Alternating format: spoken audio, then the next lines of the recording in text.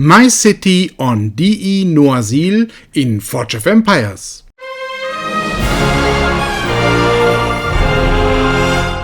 Especially in my German channel, players often requested that I should show my city, what am I doing there and why.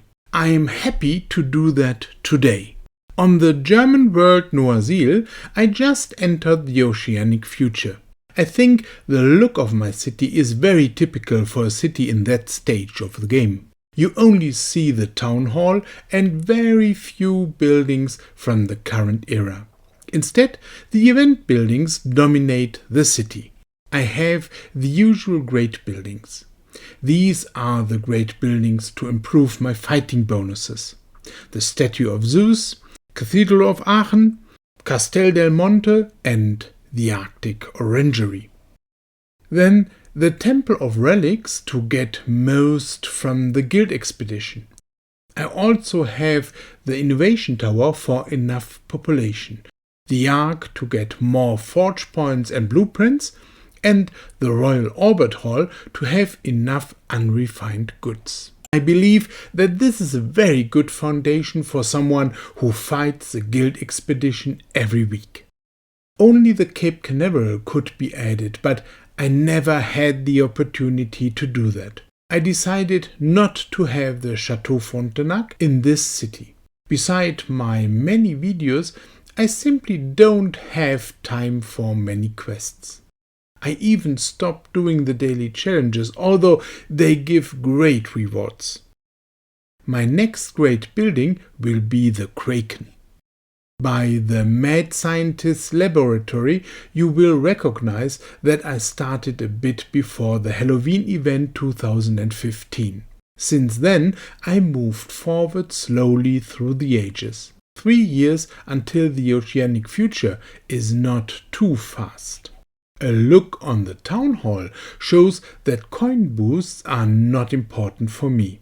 200% supply boost from the Royal Orbit Hall is not much for the Oceanic Future, but enough to always have the supplies I need.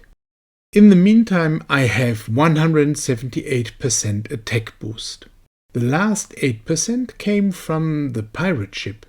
My attacking units have a defensive bonus of 102%. This shows that I leveled some of my great buildings with fighting bonus above level 10. This does not help much, but I do so when I don't have much time to play. I then just throw my forge points into these buildings. Of course, a terracotta army would be a good combination and I already have most of its blueprints, but this has to wait until the virtual future.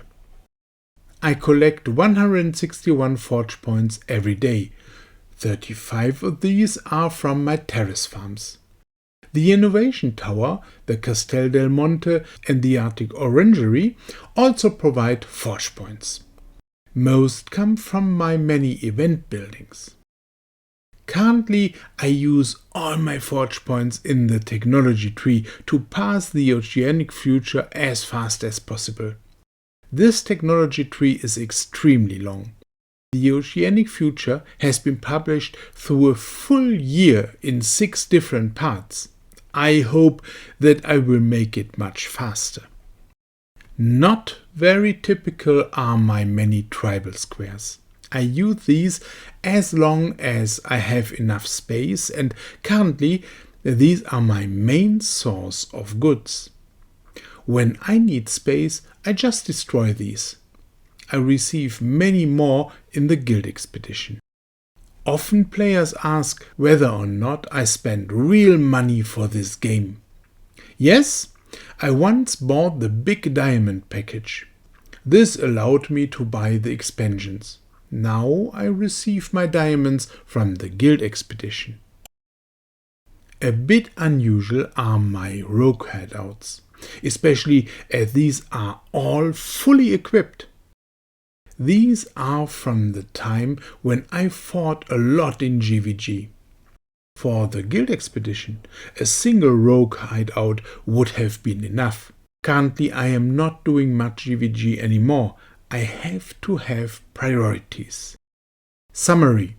I think my city is a very typical example for a fighting player in the upper middle of the ranking list, currently on position 560. I am using each event completely without spending diamonds there. As a result, you see these many event buildings in my city. It is not my intention to push all great buildings to extremely high levels. I think I am a good example for an average player who plays the game regularly, but beside many other important activities. I have a job which needs my full focus and my YouTube channels which make real fun, but also require a lot of time. This often leaves only a little time for this great game.